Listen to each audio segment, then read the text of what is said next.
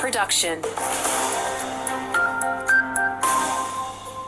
Police want to drive down regional motorcycle deaths, and a local summit plan to tackle health issues. A rainy day leading us into a wet weekend. Good morning, I'm Katie Martin and this is your Limestone Coast local news.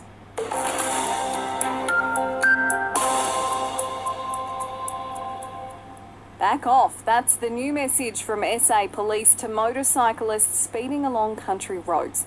SAPOL's launching a new campaign trying to get motorcyclists to slow down. They represented nearly 20% of the lives lost on the state's roads last year. Superintendent Darren Filkey says every rider should heed the message. It's really aimed at attempting to reduce the speeding offences around motorcycle riding, and it's really pitched at a kind of vulnerable motorcycle user age group in that sort of 20 to 29-year-old age group as well.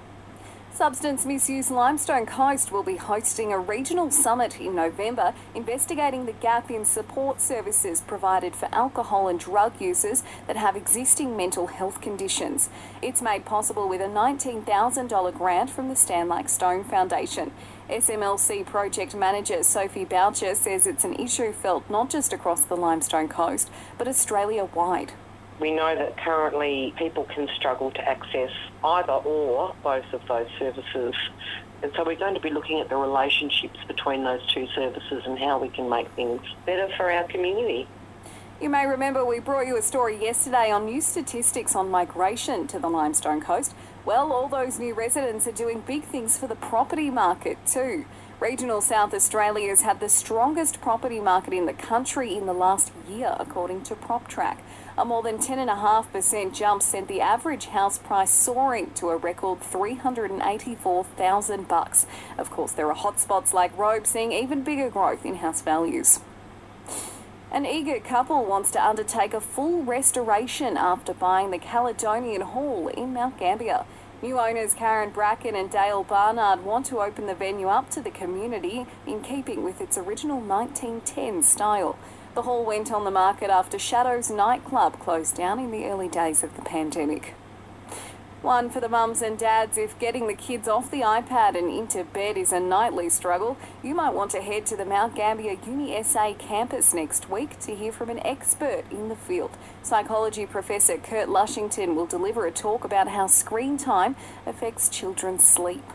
Yeah, we've been doing some research looking at the impact of smartphones and other digital devices on the sleep of children.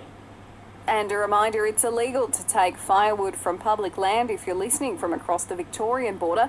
The state's conservation regulators issued the warning as we settle into winter.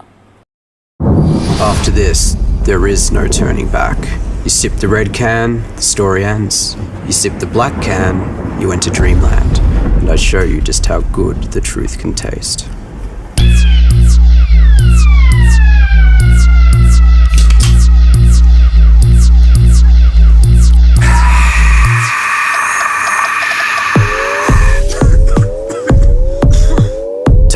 Max Taste Challenge. Round 8 in the Mid-South Eastern League kicks off tomorrow. The game to watch will be Mount Burr when the home side takes on Robe. It's second versus third on the ladder, and second-placed Robe will look to maintain their winning streak. Club President Deb Mackey says it'll be a good matchup. It's been a good year. We're at sort of 7 on the trot at the moment, but, obviously there's still a long way to go. Mount Burr are relatively unknown to us this year, so it'll be an interesting game. Really good, looking forward to it.